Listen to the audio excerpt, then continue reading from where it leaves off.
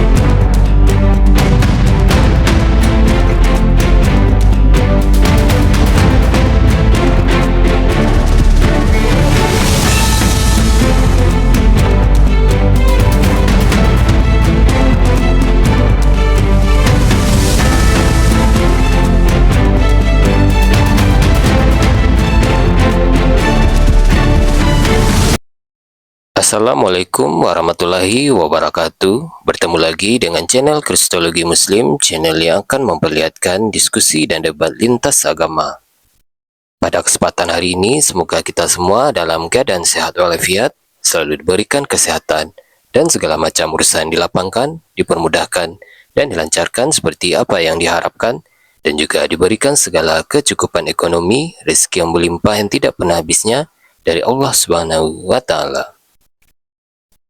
Di video kali ini masih seperti biasa, saya akan memperlihatkan diskusi dan debat lintas agama di mana nantinya apologet Islam dan oknum Kristen akan saling bertanya dan menjelaskan agama masing-masing. Yang mana kita akan bisa menilai mana agama yang benar-benar bisa diterima dan dipahami secara akal pikiran manusia yang berakal. Di video ini juga kita akan melihat diskusi dan debat Uniriva dan apologet Islam lain dengan beberapa oknum Kristen yang mana kita bisa mendapatkan ilmu dan pengetahuan tentang ajaran Islam dan ajaran Kristen. Dan bagaimana berjalannya diskusi ini, apakah akan berjalan tenang dan santun atau malah sebaliknya memanas, di mana biasanya oknum Kristen jika tidak sanggup menjawab pertanyaan dan juga tidak terima ajaran dan isi kitabnya dibahas, mereka akan emosi dan marah, bahkan sampai menghujat pribadi atau ajaran. Nah, daripada penasaran dengan diskusi dan debat ini, mari kita simak saja videonya sekarang. Agama ini, ya, yang namanya agama adalah sistem yang diberikan Tuhan. Bagaimana kita menjalankan kehidupan seperti maunya Tuhan. Lah masa maunya Tuhan kita teraniaya, terjolimi? Ya berarti ini bukan Tuhan tapi iblis. Makanya saya katakan nih, ajaran yang benar itu tidak bertentangan dengan akal, tidak bertentangan dengan hati, dan tidak merugikan diri sendiri dan merugikan orang lain. Kalau ada ajaran yang merugikan dirimu, kau disuruh menderita, sementara kau tidak berhak menderita, maka itu bukan Tuhan, pasti setan. Makanya kalau ada Tuhan yang mendatangkan kesesatan tanpa ada alasan yang jelas, maka itu disebut dengan apa? Ajaran iblis. Ini yang akan kita buktikan. Ya, saya belum menanggapi Oki, tapi saya ingin sejalan dengan Oki bahwa ajaran yang sesat adalah ajaran yang memvalidasi kejahatan iblis, bahkan menggunakan kejahatan iblis untuk berkat kepada manusia. Kenapa? Masa Tuhan berpihak ke ide dan gagasannya kepada iblis? Nah, tapi kalau Tuhan menggunakan iblis, memakai iblis menjadi ujian dan cobaan bagi orang lain, sah-sah saja karena dia berkehendak, hak prerogatif ada padanya. Itu bukan kezaliman.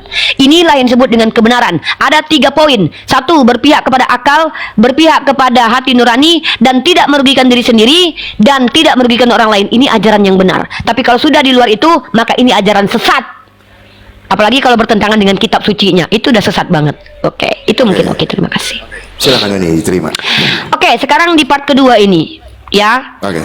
Kita fokus menanggapi atau masih menekankan tentang tapi kebenaran kalau- menurut perspektif Kalau saya? bisa gini nih, biar kita nggak terlalu lama buka data, kita batasi mungkin maksimal 2 pertanyaan ya. Jadi poinnya dapat, kalau terlalu banyak pertanyaannya nanti kita nggak dapat poinnya, maksimal 2 pertanyaan siap. per Enggak, matchnya. maksudnya di sesi ini, Dek. Di sesi ini nih, kita kan sama-sama ada prolog nih. Oke, Oki udah aku prolog, lagi. Uli udah prolog. Aku menambahkan prolog, Oh, prolog lagi. lagi. Terus aku Oke. bertanya dengan Uni. Gitu, silakan. Oh, prolog langsung bertanya. Iya, Siap. betul Uni. Sebentar ya. Ya, teman-teman semua, shalom ya. Luar biasa kita dengar prolog dari Uni. Yang pertama saya dapat poin akal dan hati nurani. Oke, mungkin saya akan terfokus kepada akal dan hati nurani nanti teman-teman, dan akan saya menambahkan poin kedua yang Uni sampaikan mengenai iblis. Ya, kalau kita lihat teman-teman di dalam iman Kristen, seperti yang saya sampaikan tadi teman-teman, memang ada beberapa ayat yang menyatakan kalau Tuhan itu memang menyesatkan, tetapi itu untuk orang-orang yang hidup dalam kedurhakaan, yang tidak mengikuti ajaran Tuhan, maka Tuhan membiarkannya dalam kesesatan. Seperti yang saya contohkan di dalam 2 Tesalonika 2 ayat yang ke-11. Mungkin itu ayat yang menjadi framingan tentang iman kekristenan. Tapi perlu kita garis bawahi teman-teman, perlu kita garis bawahi, kalau kita ingin menarik suatu ajaran, manusia ini disesatkan oleh iblis sehingga dia tidak mau menerima kebenaran yang ada di dalam Alkitab. Dia disesatkan oleh iblis. Nah, mari kita lihat yang menyesatkan iblis ini siapa. Nanti kita akan masuk ke poin di situ teman-teman. Ya, karena di dalam iman Kristen saya berani bertanggung jawab untuk iman saya. Tidak ada satu ayat di dalam Alkitab pun yang menuliskan kalau iblis itu disesatkan oleh Tuhan kami. Ya, saya berani katakan itu tidak ada satu ayat pun di dalam Alkitab yang menyatakan kalau iblis itu disesatkan oleh Tuhan kami. Karena apa? Iblis itu jatuh ke dalam dosa karena kesombongannya. Dia menyetarakan dirinya dengan Allah, makanya dia jatuh ke dalam dosa. Itu yang pertama. Yang kedua teman-teman, mengenai akal dan hati nurani. Ya, saya sangat sepakat dengan apa yang Uni sampaikan. Untuk mengetahui suatu ajaran yang benar, kita harus menggunakan akal kita. Kita harus menggunakan hati nurani kita. Karena apa? Tujuan kita beragama itu supaya hidup kita lebih benar, supaya hidup kita lebih baik. Apakah sesuai dengan hati nurani kita? Ketika ada ajaran teman-teman yang mengajarkan kita untuk membenci orang lain, tetapi luar biasa Kristen mengajarkan kita, tidak pernah tertulis di dalam iman Kristen, perangilah orang-orang yang tidak beriman kepada Kristus. Tidak pernah ada tertulis ayat seperti itu di dalam iman Kristen. Nah, nanti terlepas kalau mau memirornya ke masalah-masalah bangsa Amalek itu dimusnahkan, ingat, bangsa Niniwe ketika dia mau dimusnahkan, tetapi dia mau bertobat 40 hari setelah Tuhan memperingatkannya, dia bertobat. Tetapi bangsa Amalek, Tuhan sudah menunggu kurang lebih dari 400 tahun, tapi dia tidak mau bertobat. Makanya bangsa Amalek dimusnahkan. Itu yang kedua. Yang ketiga teman-teman yang saya mau bawakan, masalah pernikahan. Apakah jalan terakhir suatu permasalahan itu adalah perceraian? Apakah kita lupa dengan otoritas Tuhan yang mampu membolak-balikan hati manusia? Perceraian bukan menjadi suatu hal yang harus kita lakukan di dalam suatu permasalahan, karena masih banyak hal-hal lain yang bisa kita lakukan. Itu saya tambahkan prolog dari saya. Nah, sekarang saya mau menggunakan hati dan akal nurani saya. Saya mau bukakan dulu di dalam Sahih Muslim 1469. Sahih Muslim 1469. Sebentar. Saya mau bertanya dengan Uniripa. Sebentar ya teman-teman ya. Muslim 1469. Oke, kita akan tunjukkan datanya. Teman-teman Kristen kencengin tap-tap layarnya. Sahih Muslim 1469, derajatnya sahih, kita akan bacakan ya teman-teman ya. Oke. Mengirimkan seseorang kepada Ibnu Zubair ketika pertama kali keluar untuk menunaikan salat kecil, bahwa salat led ditunaikan tanpa, betul ya ini ya hadisnya ya. Bukan 1469 teman-teman, 1467. Ya, Sahih Muslim 1467. Kita akan bacakan teman-teman. Rasulullah beliau memulai dengan salat sebelum menyampaikan khotbah tanpa disertai azan dan iqamah. Setelah itu beliau berdiri sambil bersandar pada tangan Bilal. Kemudian beliau memerintahkan untuk selalu bertakwa kepada Allah, memberi anjuran untuk selalu menaatinya. Beliau juga memberikan nasihat kepada manusia dan mengatakan pada mereka. Setelah itu beliau hingga sampai di tempat kaum wanita, beliau pun memberikan nasihat dan berkata kepada mereka, beliau bersabda, bersedekahlah karena kalian kebanyakan akan menjadi bahan bakar neraka jahanam. Ini apa yang dimaksud dengan hadis ini nih? Silakan, karena waktu saya habis, nanti saya tambah pertanyaan yang lain. Oke. Karena Oki prolog dan bertanya, saya akan lakukan itu nanti. Tentu saya prolog kedua karena saya baru prolog pertama kan, biar fair kan. Oki kan udah 2 prolog tuh. Lalu saya juga bertanya, nanti baru saya menjawab di ya. Nggak, kalau saya menjawab, saya tidak punya kesempatan prolog menanggapi Oki lagi dan juga bertanya kan. Saya secara adil ada pertanyaan bertanya. Nah nanti pertanyaan Oki itu saya jawab di sesi kedua. Jadi saya menjawab jadi gitu ya. Oke. Saya arahkan ke ini teman-teman ya. Oke teman-teman, saya akan arahkan ke sini. Saya tidak mengerti. Oke, saya sudah katakan bahwa kalau ajaran yang benar tadi itu adalah ajaran Tuhan yang menyesatkan manusia, itu harusnya tuh ada alasan. Kalau iblis disesatkan wajar karena dia memang memilih sesat. Tapi kalau ada nabi yang ditipu Tuhan sengaja nih, kalau seorang nabi telah ditipu sehingga memberitakan jawaban yang salah, akulah yang telah menipunya.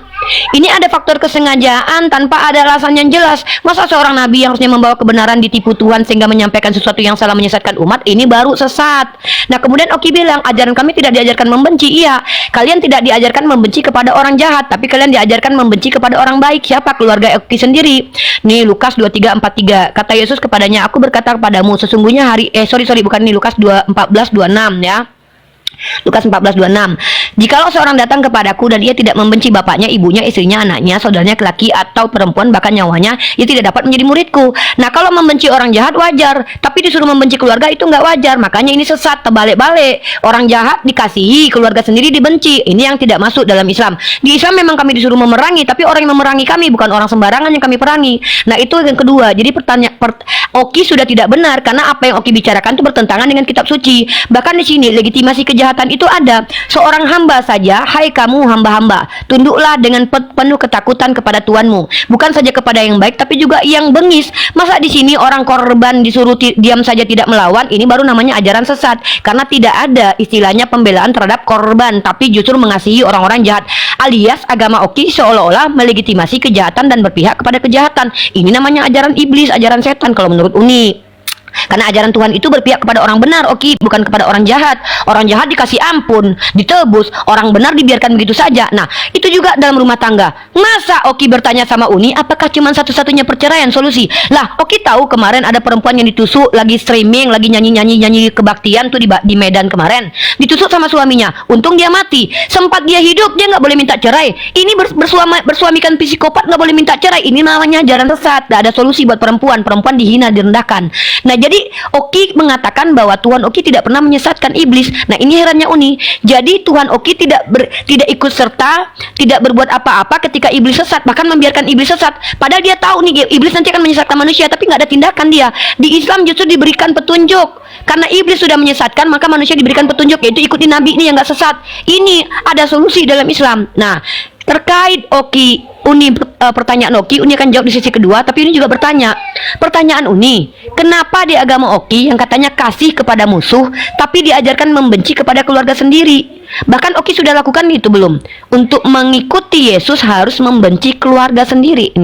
Ini ajaran kebencian namanya Oki. Ya, katanya nggak ada ajaran kebencian, ajaran kasih kepada orang jahat dan musuh, tapi ajaran benci kepada keluarga sendiri. Ya, ini jawab nih Lukas 14:26. Nah, ini setelah ini Oki, kalau Oki izinkan Uni menjawab yang tadi, atau Oki menjawab dulu, baru Uni menjawab bagian Uni menjawab tentang hadis tadi. Ya, seperti itu. Jadi kita udah adil nih, prolog sama prolog, menanggapi prolog juga bertanya. Kita sudah punya satu-satu pertanyaan. Oki mempertanyakan hadis, ya, hadis Sahih Muslim 1467. Uni mempertanyakan Lukas 14:26. Nah, Oki mau langsung menjawab atau Uni yang langsung menjawab atau bagaimana? Karena kalau Oki menjawab, nanti Uni di sesi akhir menjawab juga tentang pertanyaan hadis tadi. Gimana? Terserah Oki deh pilih. Lanjutkan aja Uni. Biar adil. Waktu Uni habis. Berarti Uni. Ya. Oke. Ini kan Uni langsung menjawab aja waktu. ya. Nih. Oke, harus jelaskan, harus tahu, baca hadis itu jangan dipotong-potong. Jelaslah perempuan masuk neraka paling banyak karena kan Rasulullah udah kasih tahu di situ kenapa mereka masuk neraka paling banyak. Karena beliau mengatakan bahwa perempuan itu banyak yang mengeluh-mengeluh, tidak bersyukur, mengingkari kebaikan suaminya, padahal lakinya sudah cari nafkah. Nah, Rasulullah kasih solusi biar nggak masuk neraka. Apa solusinya? Diperintahkan bersedekah. Nih, bersedekahlah kalian karena kebanyakan kalian masuk neraka. Artinya justru Rasulullah mengajarkan kami supaya kami tidak ikut masuk neraka. Ya, Rasulullah justru beri solusi. Ini namanya ajaran solusi. Rasulullah ada kasih tahu nih, Rifa, nanti kalian itu masuk neraka karena kalian paling banyak mengkufuri nikmat suami. Kufur itu sama dengan kafir, sama dengan munafik. Dihidupi sama suami tapi malah leha-leha, malah mengingkari perbuatan baik suaminya. Maka Rasulullah bilang, kalian itu nanti banyak masuk neraka. Tapi bukan kekal, karena yang kekal itu hanya orang kafir, munafik. Nah, tapi Rasulullah bilang supaya kalian ini nih supaya nggak masuk, maka bersedekahlah kalian. Jadi ada solusi dari Rasulullah. Nah, kalau di Kristen kan solusi untuk bisa ikut Yesus malah membenci keluarga. Masa solusi membenci? Kalau kami solusi dari Allah dan Rasulullah itu berbuat baik kepada orang lain. Di Kristen justru kebalikan. Solusi untuk jadi pengikut Yesus adalah benci keluarga, benci istri, benci anak, bahkan benci diri sendiri. Ini namanya ajaran nggak benar, nggak masuk hati nurani dan nggak masuk akal. Seperti itu. Silakan. Ya, teman-teman semua, luar biasa ya narasi dari Uni Rifa. Ya, teman-teman, pertama saya mau sampaikan dulu, Uni nanti lain kali, mohon maaf ya, bukan saya mengajari Uni, kalau menunjukkan ayat nanti tolong dibacakan ayatnya ya. Misalnya nih ayat keberapa itu yang masalah menipu tadi. Jadi saya bisa menanggapi yang Uni bacakan tadi cuma Lukas 14 ayat yang ke-26, karena saya biasanya tuh semua ayat yang menjadi framingan itu kalau ada sempat waktunya saya akan tanggapi ayat itu supaya tidak menjadi framingan. Sama seperti saya ketika saya menunjukkan hadis, saya sebutkan nama hadisnya, saya sebutkan nomor hadisnya, jadi supaya jelas kita sama-sama bisa buka ayatnya. Oke, saya mau tanggapi dulu ya ayat yang Uni bawakan, Lukas 14 ayat yang ke 26. Oke teman-teman, kita akan bacakan Lukas 14 ayat yang ke-26. Jikalau seorang datang kepadaku dan ia tidak membenci bapaknya, ibunya, istrinya, anaknya, saudara-saudara laki-laki atau perempuan, bahkan nyawa sendiri, ia tidak dapat menjadi muridku. Yang disampaikan di dalam Lukas 14 ayat yang ke-26 ini, kalau kita lihat Uni di dalam sebentar Markus 12 ayat yang ke-30, kita lihat hukum yang pertama ya. Markus 12 ayat yang ke-30. Kasihilah Tuhan Allahmu dengan segenap hatimu dan dengan segenap jiwamu dan dengan segenap akal budimu dan dengan segenap kekuatanmu. Jadi hukum yang terutama itu adalah mengasihi Tuhan Allah, Uni. Nah, ketika kita sudah mampu mengasihi Tuhan Allah kita, Uni, kita tidak mengasihi hal-hal yang duniawi, tetapi kita mengasihi Tuhan Allah, maka secara tidak langsung kita tidak akan mungkin bisa membenci orang tua kita. Kita tidak akan mungkin bisa membenci istri kita. Karena apa? Hukum yang terutama itu adalah kasihilah Tuhan Allahmu di dalam Markus 12 ayat yang ke-30.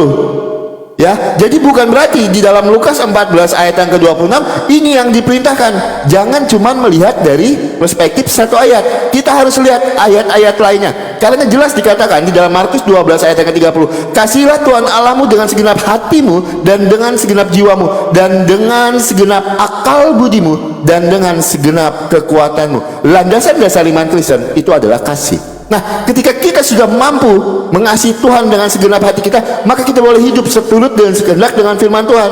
Apa? Supaya kita boleh mengasihi sesama kita, bahkan musuh kita sendiri. Kasihilah musuhmu dan berdoalah bagi orang yang menganiaya kamu. Jadi mustahil kita untuk membenci orang tua kita. Tetapi yang ingin disampaikan di dalam di dalam Lukas 14 ayat yang ke-26, makanya kalau kita lihat juga di ayat selanjutnya itu, demikian pula tiap-tiap orang kamu hendaknya melepaskan segala diri dari miliknya, tidak dapat menjadi muridku. Orang-orang yang belum bisa melepaskan hal-hal yang duniawi itu tidak akan pernah bisa menjadi pengikut Kristus. Hal-hal yang duniawi itu yang dimaksud di dalam Lukas 14 ayat yang ke-26. Nah, sekarang saya mau bertanya dengan Uni Ripa, menambah satu pertanyaan saya tadi, karena saya baru bertanya satu pertanyaan. Nanti silakan Uni jawab ya. Saya mau bertanya di dalam, saya mau kesimpulan aja dari Uni Ripa sebenarnya di dalam Al-Hijr 39 ya. Karena saya lebih menggunakan poin yang Uni sampaikan. Oke, Al-Hijr 39. Iya, iblis berkata, Tuhanku, karena engkau telah menyesatkanku, sungguh aku akan menjadikan kejahatan terasa indah bagi mereka di bumi, dan sungguh aku akan menyesatkan mereka semua. Yang mau saya tanyakan sama Uni Rifa, menurut Al-Hijr 39 yang ini adalah perkataan iblis. Iblis di sini mengaku disesatkan oleh siapa? Ini kan perkataan iblis ya di dalam Al-Hijr 39 ya. Iya, iblis berkata. Iblis ya. Perkataan ya, iblis dia Oke, mengaku. Sebentar Uni, masih waktu Oki Uni ya, jangan dipotong Uni. Oke, masih waktu Oki. Oh ya, sorry. Nggak kirain ya? Oki langsung konfirmasi gitu. Enggak.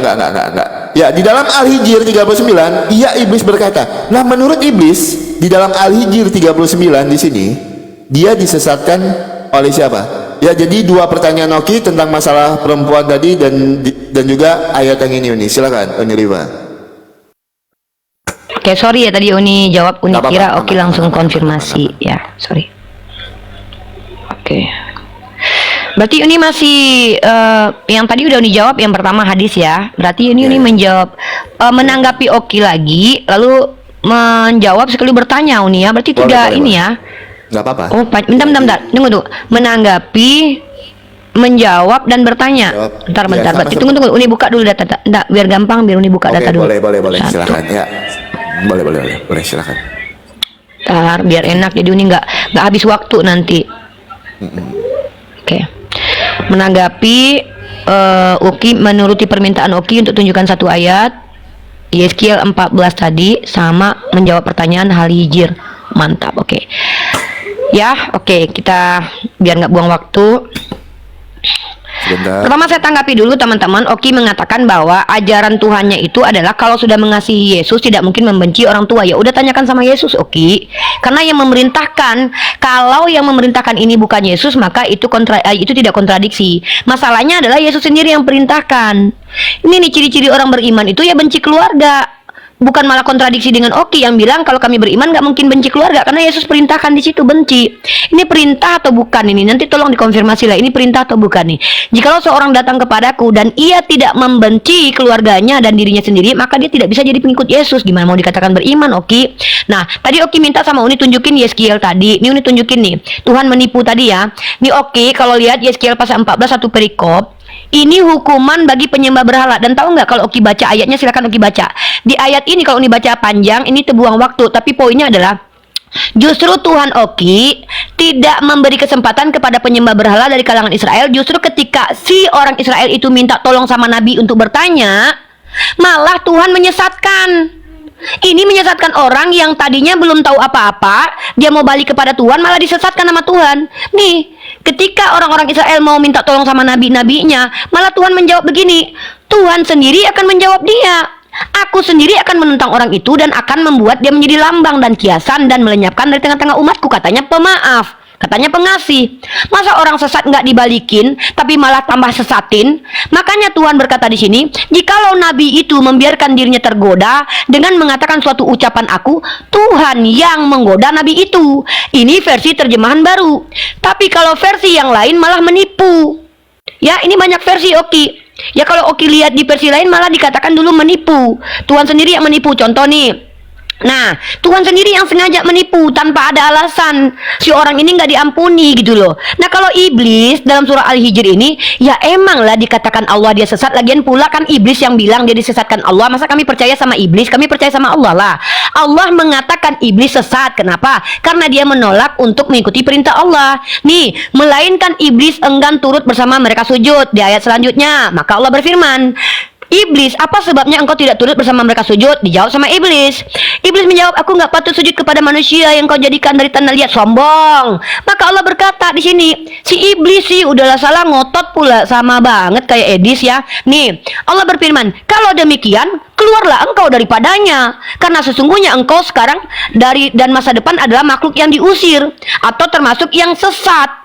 Itu kata Allah. Di mana salahnya Allah? Emang dia sesat kok, masa dikatain sesat nggak boleh? Nggak ada ceritanya ajaran di Islam itu orang-orang jahat itu dicintai dan dikasihi, dihukum sama Allah. Yang ajaran kebolak-balik itu keluarga dibenci, kalau ada saudara yang marah dihukum, tapi kalau orang jahat, koruptor, pezina diampuni, dimaafkan. Ini ajaran yang berpihak dan melegitimasi kejahatan. Makanya orang-orang jahat senang tuh dengan ajaran begitu. Nah ini makanya iblis berkata, bahkan kata Allah, dan sesungguhnya engkau ditimpa laknat terus menerus hingga hari kiamat. Maka si iblisnya lah ngomong, lah Oki lebih percaya perkataan iblis sih. Kalau ini tentu percaya kepada perkataan Allah, bahwa iblis itu dinyatakan sama Allah terlaknat. Si iblisnya sama lah kayak orang yang suka melintir perkataan, kau yang menyesatkan aku, udah salah dia pula nyalah-nyalahin Tuhan. Maka di sini kami bisa membuktikan apa yang kami yakini sesuai dengan Al-Quran dan tidak bertentangan dengan akal dan hati nurani. Di mana bertentangan dengan akal hati nurani itu? Orang jahat dikatakan jahat, orang benar dikatakan benar, bukan malah membunuh orang jahat, menjadikannya terkutuk, menjadikannya berdosa karena menebus orang-orang jahat. Enak banget orang-orang jahat. Apalagi bertentangan dengan dalil di kitabnya Oki. Coba Oki perhatikan deh. Dalam kitab Yeskiel pasal 18, ini namanya tidak benar. Ini kontradiksi namanya. Tuhan kontradiksi dengan dirinya sendiri kalau ini ajaran Kristen ini ya. Nih Yeskiel 18:19-32. Tapi kamu berkata, mengapa anak tidak turut menanggung kesalahan ayahnya? Karena anak itu melakukan keadilan dan kebenaran, melakukan semua ketetapanku dengan setia, maka pasti ia hidup. Orang yang berbuat dosa itu dia yang harus mati. Di Tuhan Oki bilang begini, lah Oki yang berdosa, Yesus yang mati. Nggak bener Oki. Ini jahat namanya. Apalagi di dalam kisah Samuel ini, 2 Samuel 12 ayat 8. Ketika di dalam 2 Samuel pasal 12 satu perikop kalau Oki baca, masa Daud yang berzina, anaknya yang harus menanggung kematian, anaknya dilahirkan hanya untuk menanggung tulah Tuhan selama seminggu. Yang salah bapaknya.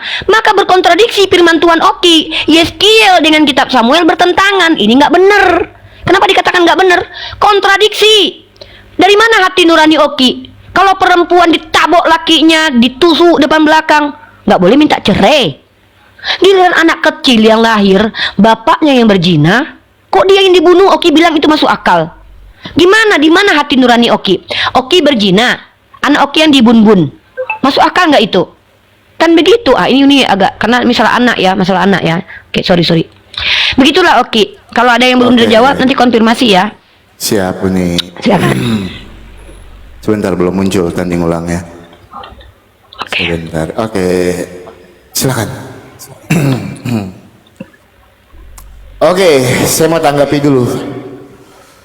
Masa manusia yang berdosa Tuhan Yesus yang dihukum? Ya, karena kami punya Tuhan yang mengasihi. Kami punya Tuhan yang mengasihi dan juga adil.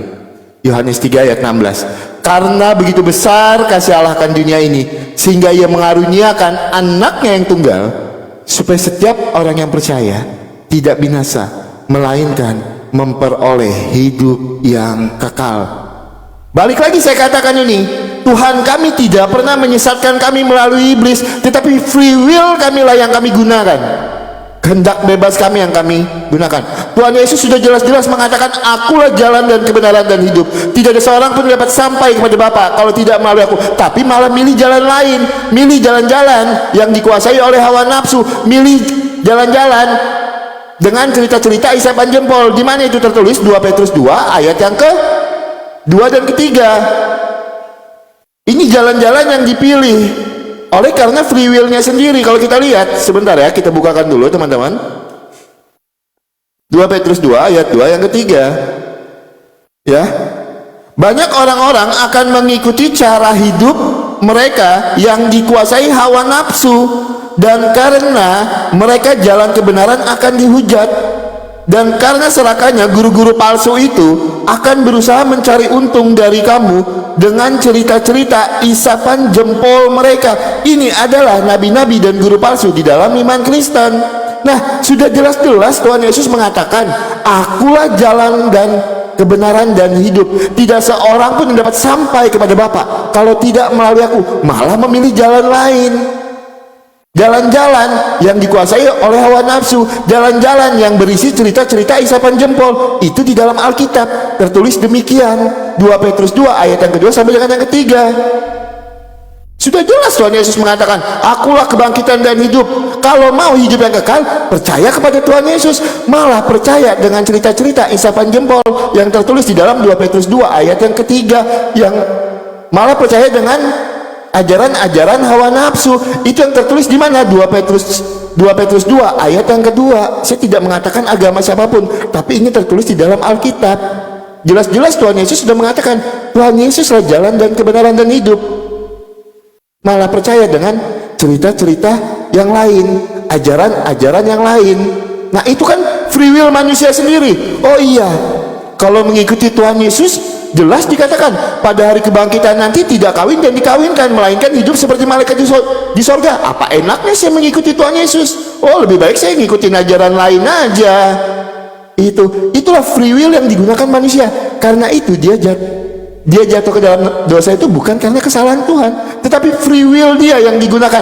Tetapi Tuhan kami tidak membiarkan kami mati di dalam kebinasaan. Karena apa? Kami punya Tuhan yang mengasihi. Yohanes 3 ayat 16. Karena begitu besar kasih Allah akan dunia ini, sehingga Ia mengaruniakan anak yang tunggal, supaya setiap orang yang percaya itu tidak binasa, melainkan beroleh hidup yang kekal. Nah, yang Uni bacakan tadi di dalam Yesaya 14, saya cuma minta Uni sebutkan ayatnya ayat berapa. Kalau Uni suruh saya baca satu perikop, karena waktu saya cuma 5 menit, saya tidak punya waktu Uni. Ya, saya minta maaf sama Uni Rifa, bukan berarti saya minta berlebihan, enggak. Maksudnya biar kita tahu poinnya di mana, di ayat yang mana. Tapi kalau Uni suruh saya baca satu perikop, waktu saya cuma 5 menit ini. Saya harus menjawab, saya juga harus bertanya. Ya Uni ya. Oke.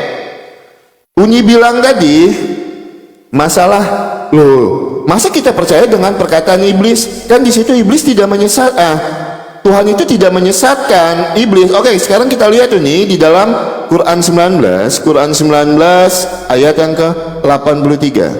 Sebentar ya. Oke. Sebentar. Kita lihat di sini siapa yang mengutus setan-setan di sini ya. Oke. Quran 19 surat Maryam ayat yang 83. Tidakkah engkau memperhatikan bahwa kami telah mengutus setan-setan kepada orang-orang kafir untuk benar-benar menggoda mereka berbuat maksiat. Kalau kita lihat di sini Uni, yang mengutus setan-setan kepada orang-orang kafir yang tersesat ini siapa? Yang menyebabkan mereka tidak percaya Uni. Kita lihat di dalam Maryam 83. Tidaklah engkau memperhatikan bahwa kami telah mengutus setan-setan kepada orang-orang kafir. Jadi kalau bisa dibilang Uni, seandainya memang Oki tersesat, jangan pernah salahkan Oki tersesat. Karena apa? Kalau kita lihat di dalam An-Nahl 93 juga, dia menyesatkan siapa yang dia kehendaki dan memberi petunjuk kepada siapa yang dia kehendaki. Silakan Ibu Rifa. Langsung saya jawab ya. Makanya Oki ya. Kita mulai dulu waktunya. Ya, belum. Oke. Belum. Oke. Oke, terima kasih. Saya menjawab aja ya langsung di Al-Baqarah ayat 26. Makanya Oki, kami itu punya Al-Qur'an itu ya berkesinambungan. Nih Allah udah bilang di sini nih. Sesungguhnya Allah tidak malu membuat perbandingan apa saja sampai seterusnya nih. Dan Allah mengatakan di sini, dan Tuhan tidak akan menjadikan sesat dengan sebab perbandingan itu melainkan orang-orang fasik. Ya Oki wajar sesat karena fasik. Udah diajarin berkali-kali sama Yonatan Nandar, Uni Ripa, masih juga nggak terima. Kan udah dikasih tahu kalau Tuhannya Oki kontradiksi. Contoh, Oki nih saking Oki pasiknya, Oki nggak menjawab. Contoh nih bilang, Oki gimana mau dikatakan Tuhan Oki itu bisa dipercayai omongannya? Orang dia aja kontradiksi sama dirinya sendiri. Contoh, dia mengatakan tidak mungkin menghukum anak karena perbuatan jahat bapaknya, tapi justru dia malah menghukum anaknya Daud karena perzinahan bapaknya. Mana dalilnya? Nih, ya. Ya, dalam kitab 2 Samuel tuh. 2 Samuel pasal 12-15. Kemudian pergilah Nathan ke rumahnya, dan Tuhan menulahi anak yang dilahirkan bekas istri Uria bagi Daud itu sehingga sakit sampai mati. Ini nggak mungkin dipercaya Tuhan Oki. Jangankan Oki dan orang Kristen dan apologet lainnya, Tuhan Oki aja nggak bisa dipercaya omongannya. Di sini si Yeskiel mengatakan Tuhan tidak akan menghukum anak karena perbuatan bapaknya. Anak tidak akan diturut menanggung kesalahan ayahnya, dan ayahnya tidak akan turut menanggung kesalahan anaknya, kata Tuhan Oki, kata si Yeskiel. Tiba-tiba kata si Samuel, enggak, beda. Contohnya nih, Tuhan menghukum anaknya Daud gara-gara bapaknya berzina, padahal anaknya nggak salah apa-apa. Jangankan percaya sama Yesus, Tuhannya bapaknya yang diperkenakan Yesus saja omongannya nggak bisa dipercaya. Terus salah pula kalau kami nggak mau terima, masa kami sesat? Nah, kalau Allah mengutus setan kepada orang kafir, ya wajarlah kalian kafir. Masa kalian kafir diutus malaikat sama kalian? Ya nggak mungkin. Kalian kan kafir, kalian kan menolak. Makanya wajar Allah mengutus setan kepada kalian. Yang lucu itu kalau ada Tuhan diutus iblis untuk menguji, itu gak pantas, nggak layak. Oki diutus setan supaya semakin tersesat. Kenapa? Oki yang memilih. Kan Allah udah kasih petunjuk melalui Uniriva, Yonatan Nandar. Oki, kebenaran itu pakai akal. Oki, masa iya Tuhan ngomong sendiri terus mengingkari omongannya? Itu nggak konsisten, karena yang namanya teori kebenaran itu terkorespondensi dan koheren. Tuhan bilang apa, yang dilakukannya apa. Dia bilang saya maha pengasih. Apanya yang pengasih, Oki? Lukas 14:26 ini tegas, kata yang digunakan adalah maseo, yang membenci.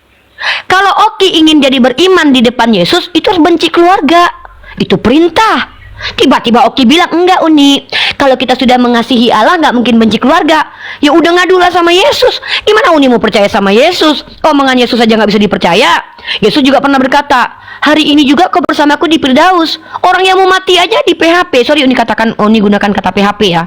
Kenapa Uni katakan kata PHP? PHP itu kan memberikan janji palsu. Orang yang udah mau mati, Yesus berkata, hari ini juga kau bersamaku di Firdaus. Tahu-tahu hari itu dia mati, masuk alam maut. Gimana Uni mau percaya sama Yesus? Kok Uni yang disalahkan gak mau percaya sama Yesus? Percaya sama Yesus justru Uni sesat, karena percaya kepada orang yang tidak benar omongannya, berkata dusta. Hari ini juga kau bersamaku di Firdaus loh. Tidak ada jalan keselamatan kecuali aku. Akulah kebenaran dan hidup. Tidak ada yang sampai kepada Bapa kecuali melalui aku. Tahu-tahu Henok nama Elia udah nyampe Bapa. Gimana mau percaya sama Yesus? Kalau Allah apa?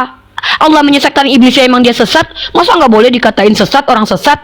Maunya Oki orang benar, orang benar disesatkan. Maunya Oki kan gitu tuh. Yesus datang hanya untuk orang berdosa, bukan untuk orang benar. Baru tuh nggak masuk akal. Tuhan kami itu pasti mengutus setan kepada kaum kafir. Kenapa? Biar makin sesat kalian. Kenapa? Neraka itu memang tepat untuk kalian, karena kalian mengingkari akal dan hati nurani. Kalian bilang kalian punya hati nurani, tapi istri minta cerai karena digebukin nggak boleh. Giliran hamba-hamba dalam 1 Petrus pasal 2 nomor 18 harus patuh sama orang-orang jahat, sama majikan bengis. Ini namanya ajaran yang memvalidasi kejahatan. Oke, apabila ditampar pipi kiri kasih kanan. Justru ajaran Kristen ini berpihak banget kepada kejahatan. Makanya dipakai sama penjajah. Makanya orang Afrika dulu bilang tuh, kami tutup mata baca Bible, tanah kami kalian ambil, kami pakai Bible. Itu Oki, ajaran masuk akal itu ajaran yang berpihak kepada kebenaran, bukan kepada kejahatan. Justru dengan Oki menunjukkan tadi kami mengasihi siapa? Coba baca siapa yang dikasihi di situ? Musuh peradaban, musuh manusia, musuh sampah masyarakat yang dikasihi.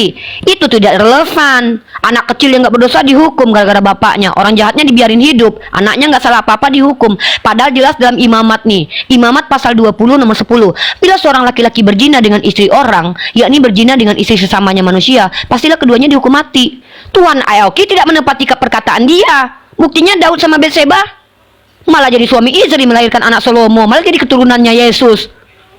Kan nggak mungkin Uni percaya sama Tuhan Oki yang pelin-pelan gini, Ki. Oke. Itu justru percaya Uni. Kristen malah sesat. Begitu. Oke, siap Uni. Ya. Oke, silahkan diterima Uni. Ya, Uni Riva Gimana ya? Uni udah kali ketiga 2 Samuel berapa tadi Uni yang Uni sebutkan tadi? Oke enggak? Oke enggak? 14:9, Dek. Oh, Ya, yang mana? Yang di Ezekiel atau 2 Samuel? Iya, dari yang Yeskiel tadi Uni tidak menunjukkan, terus juga oke. yang, Yeskiel 2 Samuel tadi 14:9. bukan 2 Samuel 14 ayat yang keberapa. Nanti tolong Uni, minta tolong Uni sekali lagi, aku yaudah, minta yaudah. tolongnya. Sebutkan Oke, dulu ayatnya. sesi nanti ya. Sebutkan ya, sebutkan apa nama kitabnya, terus ayatnya. Jadi kita enak.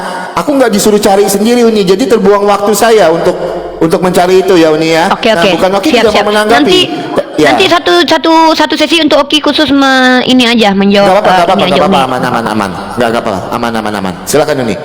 Oke, ya teman-teman.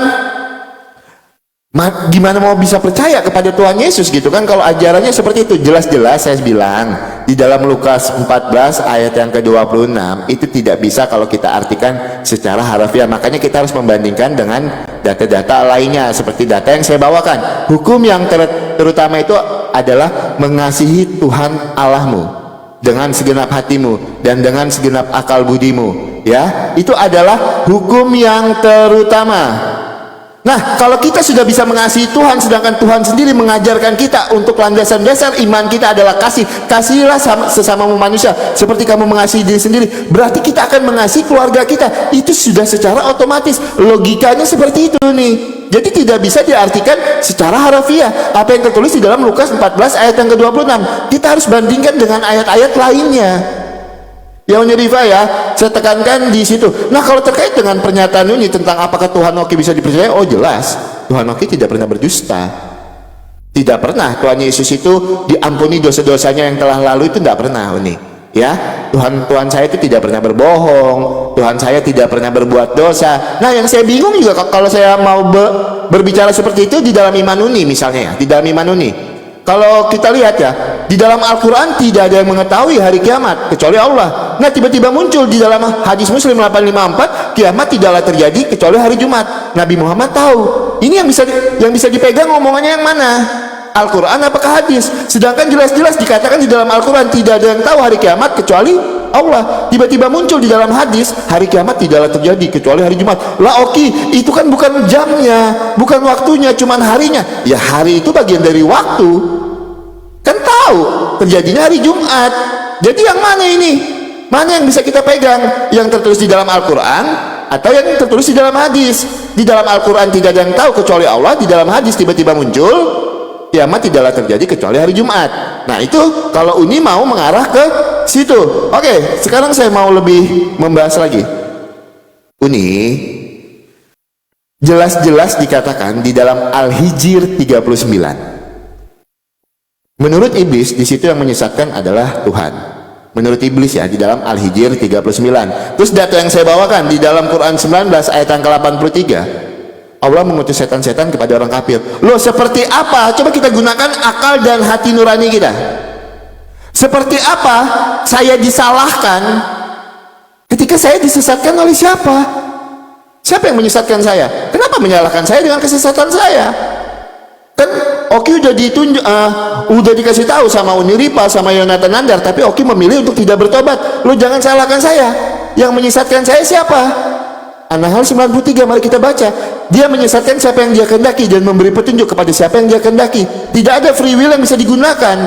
Apakah ada free will di dalam iman Uni? Kalau memang ada, nanti kalau Uni jelaskan tentang free will. Ya, itu yang pertama. Yang kedua Uni, saya mau bawa lagi Uni. Kalau kita menggunakan hati nurani kita Uni. Sekarang kita gunakan hati nurani kita. Kita lihat di dalam Sahih Muslim 789. Muslim 789. Sebentar ya. Sahih Muslim 789. Oke, kita akan langsung aja karena waktu kita terbatas, teman-teman. Muslim 789. Oke. Aku bertanya kepadamu wahai Abu Jar, apa membedakan anjing hitam dan anjing merah kuning? Dia menjawab, aku pernah menanyakan. Oh sebentar teman-teman ya, sebentar teman-teman. Hadis Muslim, Sahih Muslim 789. Oke, saya akan bacakan. Rasulullah bersabda, apabila seorang dari kalian tidak sholat, sebaiknya kamu membuat. Oke, habis waktunya. Oke, kebanyakan menjawab tadi. Silakan Nuni. Ya, setelah ini ya teman-teman ya, sabar ya. Setelah ini habis waktunya. Dan nanti tolong disebutkan dulu ayatnya Uni biar tidak terbuang waktu di situ ya. Oke, silakan. Oke, ya. Teman-teman perhatikan baik-baik. Kebenaran itu adalah terkorespondensi dan koheren, konsisten. Kalau ada Tuhan bicara A, kemudian B, itu namanya tidak konsisten, tidak dapat dipercaya. Nah, aku tunjukin sama Oki satu persatu ayatnya. Tidak ada konsistensi tentang Tuhan Oki. Pertama, catat ayatnya. Yeskiel pasal ke-18 nomor 19. Tuhan sendiri mengatakan tidak mungkin akan menghukum anak, tidak akan menanggung kesalahan anak. Nih, anak tidak akan turut menanggung kesalahan ayahnya, dan ayah tidak akan turut menanggung kesalahan anaknya. Yeskiel pasal 18 nomor 19. Tapi justru ya, dalam 2 Samuel pasal 12 nomor 15, Tuhan menulahi anaknya Daud karena berzina padahal dia nggak tahu apa-apa. Dan ini juga bukan hanya bertentangan dengan perkataan Tuhan menurut Yeskiel, tapi menurut dihukum di Imamat, bertentangan juga di Imamat pasal 20 nomor 10. Bila seorang berjoni maka dia yang harus metong. Tapi di dalam nih Imamat pasal 20 nomor 10 nih, di dalam 2 Samuel pasal 12 nomor 15, justru yang dihukum adalah anak kecil yang nggak tahu apa-apa itu. Ini Tuhan tidak konsisten. Nah, tentang Lukas 14:26 kata Oki, kan tidak bisa dimaknai secara harfiah. Lah dari mana orang lain tahu kalau orang katanya sola scriptura? Ini kan kata-katanya membenci, Maseo. Tidak ada terjemahan lain kecuali membenci. Kan ini tidak bisa diterjemahkan yang lain, memang membenci. Nah, lalu Oki bilang kalau sudah mengasihi Yesus berarti tidak akan membenci orang tua. Ya berarti ngapain Yesus ngomong kayak gini? Kan dia yang nyuruh begini. Gimana mau percaya sama Yesus? Oki bilang dia tidak pernah berbohong. Lah kan Uni udah bilang tadi ketika Yesus berkata nih, kata Yesus kepadanya, aku berkata kepadamu, sesungguhnya hari ini juga engkau akan ada bersama-sama dengan aku di dalam Firdaus. Lah hari itu kan Yesus mati masuk alam maut, Oki. Itu kan jadi kayak Oki kalau janji sama istri Oki, hari ini sayang kamu ke mall sama aku, tahu-tahu Oki tidur 3 hari kemudian baru bangun. Itu namanya PHP, Oki. Mana pula kata Oki nggak pernah. Ini namanya baru bodong. Nah, jadi kalau bicara tentang Allah Subhanahu wa taala, kan ini udah terangkan dalam Quran surah Al-Hijr tadi, bahwa yang mengatakan Allah menyesatkan itu kan iblis. Ya iblis lah yang tukang dusta. Tapi kan di ayat sebelumnya udah dijelasin sama Allah. Apa kata Allah nih? Dan sesungguhnya engkau akan ditimpa laknat terus-menerus hingga hari kiamat. Justru iblis ini dilaknat karena dia menolak perintah Allah. Nih ayat, jangan dilupakan ayat di atasnya lah. Nih dalam Quran surah Al-Hijr itu bukan cuma 34 itu aja, ya. Bukan cuma 36 aja, ya. Tapi juga ada 34, 35 gitu loh. Nah, yang Uni pertanyakan ini, kalau memang Tuhan Oki itu bisa dipercaya, kenapa dia malah melakukan hal yang berbeda? Anak tidak akan turut menanggung kesalahan ayahnya. Kenapa anaknya Daud itu dimatikan dan ditulahi? Yang menikmati farjahnya Betseba Daud, tapi yang merasakan sakit ditulahi seminggu anaknya. Si Betseba malah nikah sama Daud sampai punya keturunan, sampai menjadi Tuhan keturunannya itu. Di mana letak keadilannya? Hati nurani Oki kemana? Oki yang berzina dengan orang lain misalkannya, masa anak Oki yang nggak bersalah dihukum? Ini yang dipertanyakan sebagai perempuan. Ini ayatnya yang tadi nih, yang lucu lagi nih ya, nih yang lucu lagi nih. Oki bilang tentang Tuhan memberikan menyesatkan. Loh, kan ada juga di dalam kitab Oki. Dalam 2 Tawarik pasal ke-18 nomor 22. Karena itu sesungguhnya Tuhan telah menaruh roh dusta ke dalam mulut nabi-nabi. Ini bahaya. Masa seorang nabi ditaruh roh dusta? Yang menyesatkan lah. Jadi kalau ada orang sesat, janganlah salahkan orang lain. Nah, Oki ngaku-ngaku, Oki, jangan salahkan saya kan disesatkan Tuhan. Bukankah Allah sudah berfirman dalam Al-Quran berkali-kali? Oki yang nggak mau baca Al-Quran salah. Kok salah Allah? Nih, dorongan menggunakan akal dan pikiran dalam Al-Quran. Allah udah bilang nih, lalu kami berfirman, nih Allah sudah mengajarkan, afala yataqilun, afala yatafakkaru. Nih ya, mana ayatnya bentar ya. Nanti dia Uni kasih ayatnya. Allah memerintahkan kita untuk berakal. Yang namanya masuk akal itu konsisten. Oki masih terima ajaran yang mengatakan bahwa Tuhan mengasihi kok, tapi membunuh anak Daud. Tapi Tuhan bilang dia tidak akan menghukum anak-anak atas dosa bapak-bapaknya. Nah, bagi Oki itu masuk akal. Bagi Oki, kematian Yesus yang orang benar, yang tidak bersalah, menyelamatkan orang berdosa justru masuk akal. Perintah untuk membenci keluarga justru masuk akal. Ya berarti Oki yang dong-dong pilih dong-dong. Ya wajar Oki berteman sama setan. Contoh setan siapa yang bersama Oki? Pak Bom Bom, Elis TV, si RK. Kan teman Oki setan semua tuh. Pelintir-pelintir, nggak ada ilmu. Ya kan? Nggak ada basic ilmu pengetahuan. Nah jadi itu Oki, makanya Oki diutus kepada Oki guru-guru penyesat. Siapa? Oki nanya sama Edis. Edis malah percaya lagi kalau penyalipan karya iblis. Wajar Oki sesat. Maka yang diutus kepada Oki untuk lebih menyesatkan Oki adalah iblisnya, namanya si Kudis TV. Contoh yang mengatakan penyalipan karya iblis, berpihak banget kepada iblis. Temenan mungkin nama iblis ya. Nah ini contohnya secara akal Uni gunakan. Ya, silakan Oki, ayat sudah Uni kasih, pertanyaan udah Uni jawab. Kalau lagi ada penekanan terkait tentang tadi ya, iya, tentang hadis tadi silakan kasih dulu pertanyaannya, baru nanti Uni jawab. Oh ya, Uni kan belum bertanya. Uni belum bertanya, Oki gimana dong? Ya udah deh, nggak usah bertanya deh, Uni jawab itu aja deh, udah ya, udah. Oki lagi ya. Kita tanya ulang. Teman-teman, ya teman-temannya. Oh, saya senang ini teman-teman kalau sudah bahas-bahas. Oh kan Oki kan temenan sama iblis gitu.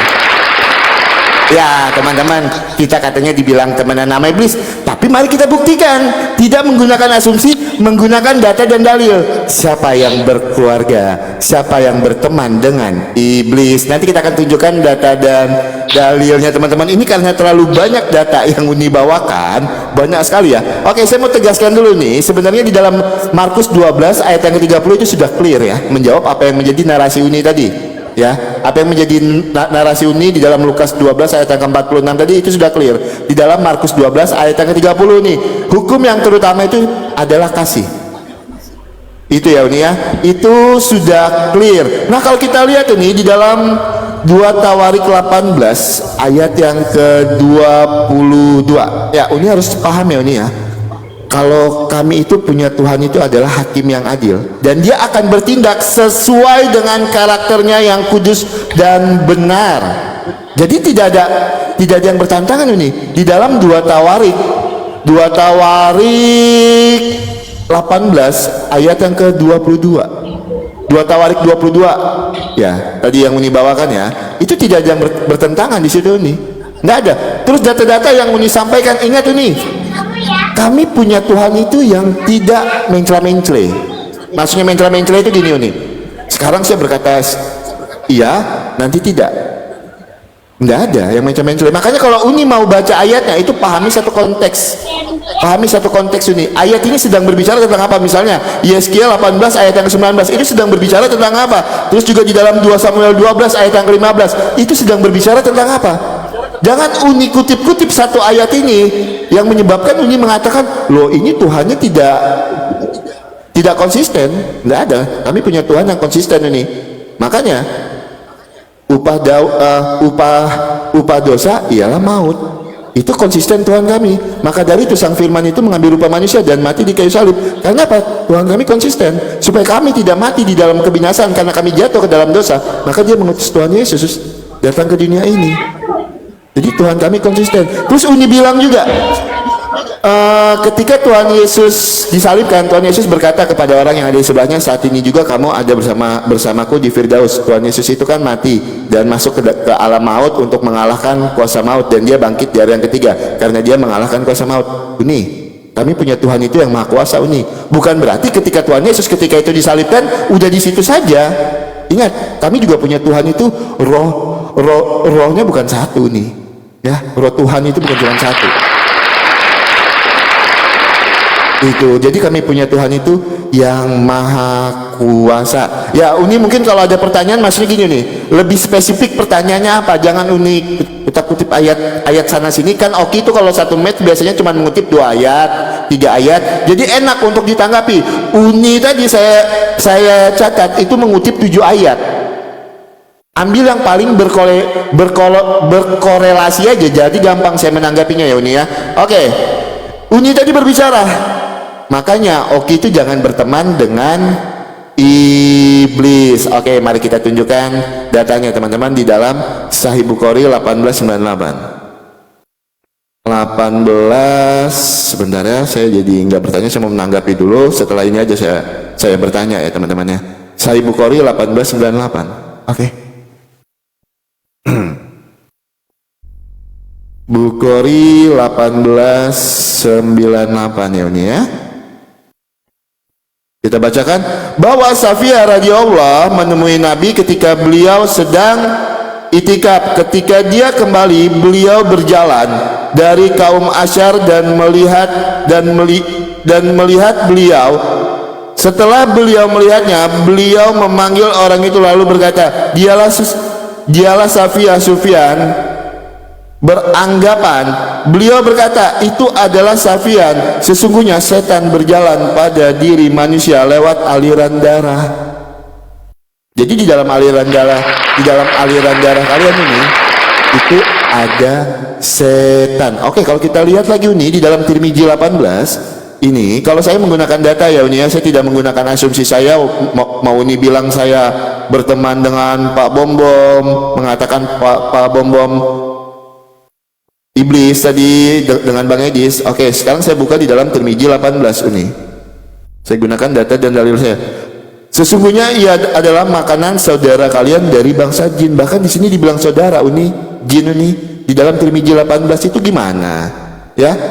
Ini gimana ini? Siapa yang bersaudara sebenarnya Uni? Kalau kami tidak pernah dituliskan di dalam Alkitab kami, sesungguhnya kalian bersaudara dengan si Bilis. Gak pernah Uni ya? Gitu. Silakan Uni. Oke, langsung dijawab ya. Ya, wajar Oki nggak tahu perbedaan setan dengan jin karena Oki kan tidak memiliki diksi itu di kitabnya Oki. Nih Oki, jin itu adalah entitas lain, makhluk lain yang diciptakan dari percikan api, jin namanya. Jin yang paling pertama membangkang digelarin namanya iblis. Kenapa? Dari kata ablasa, terputus rahmat Allah. Setan itu adalah sifat yang ada pada diri jin dan manusia. Jadi yang namanya jin itu juga punya sifat setannya. Sama seperti manusia juga punya sifat setan, karena setan adalah sifat tuh.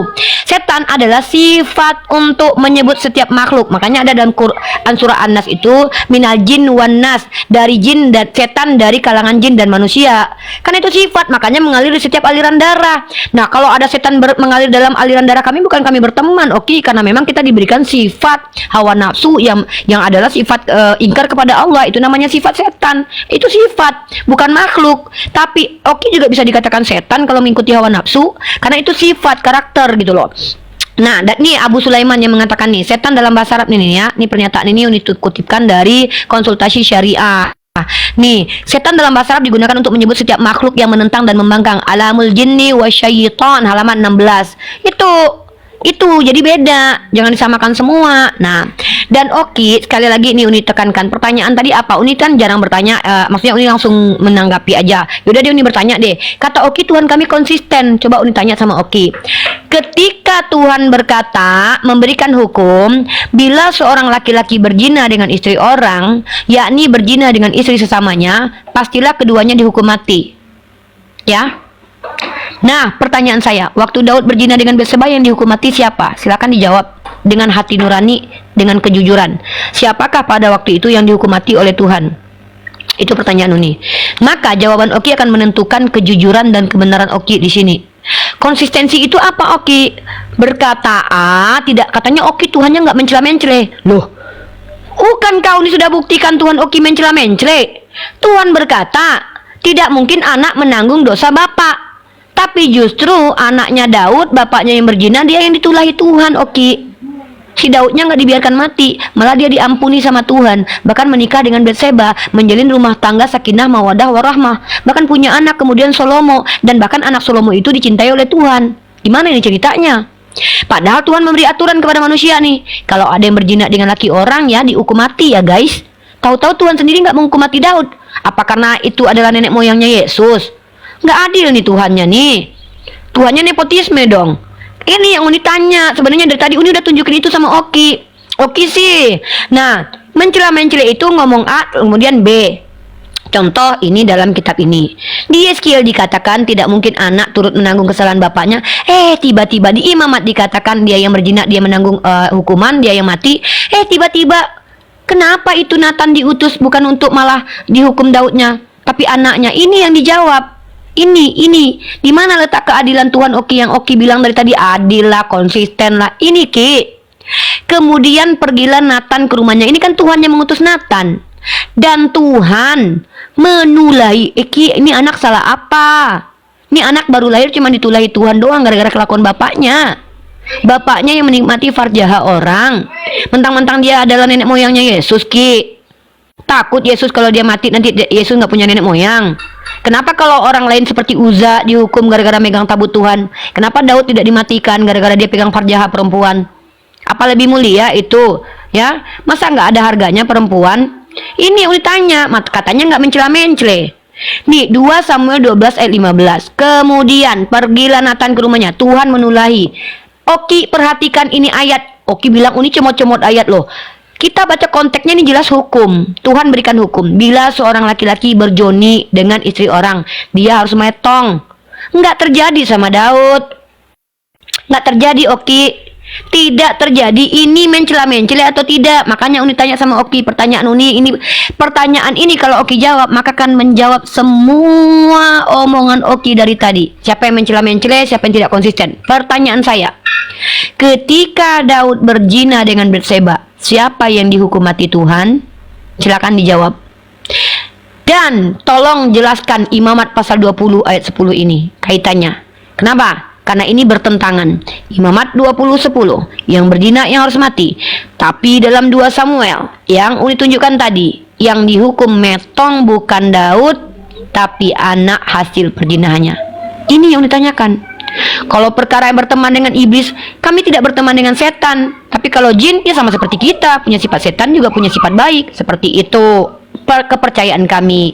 Seperti itu, Oki ya. Bedakan ya jin dan setan. Oke. Terima kasih. Udah tahu ya poin penting Uni itu. Itu tadi. Ya. Jawab itu aja. Oke, Uni sekarang saya mau jawab dulu. Ya, Uni jangan lihat langsung yang ke ayat 15-nya. Lihat dulu dong ayat 13-nya. Apa yang dilakukan Daud? Lalu berkatalah Daud kepada Nathan, aku sudah berdosa kepada Tuhan. Dan Nathan berkata kepada Daud, Tuhan telah menjauhkan dosamu itu, engkau tidak akan mati. Tetapi Daud akan tetap menerima konsekuensinya. Kenapa? Makanya anaknya dikenai itulah. Itu adalah kedaulatan Tuhan, Uni. Karena apa? Kalau Daud ini mati, Uni, dia akan menggagalkan perjanjian antara Daud dengan Tuhan. Di mana? Di dalam 2 Samuel ayat yang di dalam 2 Samuel 7 itu adalah perjanjian antara Daud. Tapi di sini Daud sudah mengaku kesalahannya. Daud meminta ampun, tetapi kedaulatan Tuhan yang terjadi dan konsekuensi dosa tetap tertimpa atas Daud. Makanya apa? Tulah itu jatuh kepada anaknya. Ini sudah menjawab semua, Uni. Baca ayat yang ke-13-nya. Jangan Uni mengutip ayat yang ke-15-nya. Kemudian pergilah Nathan ke rumah dan menulahi anaknya. Tetapi Uni lupa membaca ayat yang ke-13-nya. Ketika apa? Daud sadar akan kesalahannya. Daud meminta maaf. Ya, Uni ya. Nah, itu Uni. Nah, terus juga saya sebenarnya nanti saya tanggapi ya habis diskusi ini aja saya tanggapi. Oke, Uni bilang tadi, kami itu tidak bersaudara dengan jin. Kami tidak ada berteman dengan iblis, kata Uni ya. Karena apa?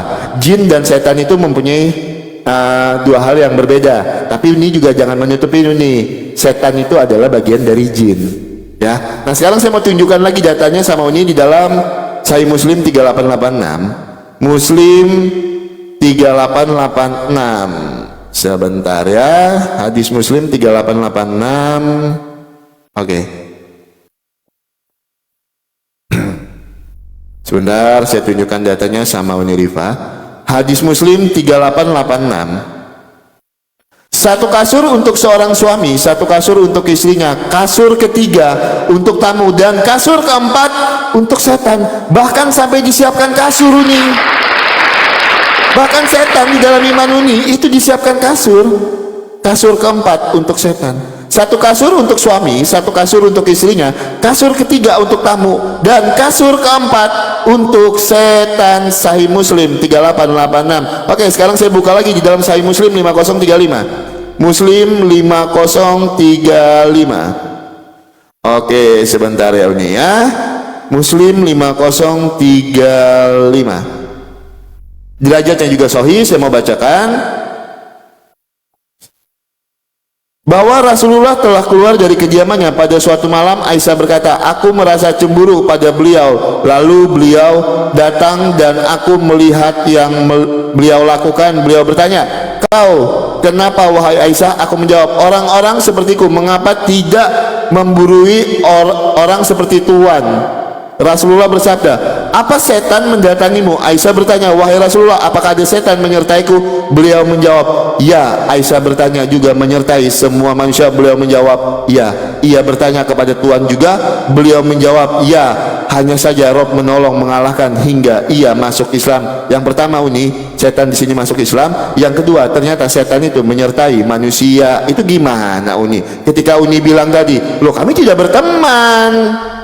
Kan Uni sendiri yang mengatakan tadi, Oki berteman dengan Pak Bom Edis itu karena iblis. Tetapi itu tidak tertulis di dalam Alkitab kami. Kalau setan menyertai kami, bahkan setan di dalam iman Kristen itu masuk Kristen, tidak pernah tertulis seperti itu nih. Bahkan setan itu menjadi pengikut Kristus, tidak pernah tertulis seperti itu. Ya, kalau Uni tadi tidak menggunakan data dan dalil untuk menyerang Pak Bom dan Edis, tapi saya menggunakan data dan dalil Uni. Kalau setan itu menyertai setiap manusia di dalam iman Uni. Oke, sekarang saya mau masuk ke akal dan hati nurani. Oke, sekarang kita buka di dalam Sahih Bukhari 6411 ini. 6411 ya. Di mana hati nurani kita? Kita buka di dalam Bukhari 6411. Oke, kita bukakan cepat ya teman-teman ya. Nanti kalau telat saya minta waktunya dikit ini karena saya membacakan data. Hadis Bukhari 6411. Sebentar ya. Di mana hati nurani kita di sini? Mengatakan beberapa orang jinjik meringkus dan dihadapkan kepada Allah, Raja Allah, lalu Ali membakar mereka. Kasus ini terdengar oleh sehingga ia berujar, kalau aku tak akan membakar mereka karena ada larangan Rasulullah yang bersabda, jangan kalian menyiksa dengan siksaan Allah, dan aku akan tetap membunuh mereka sesuai sabda Rasulullah. Siapa yang mengganti agamanya, bunuhlah. Di mana hati nurani kita ini? Kenapa orang yang mengganti agamanya diperintahkan untuk membunuh? Silakan.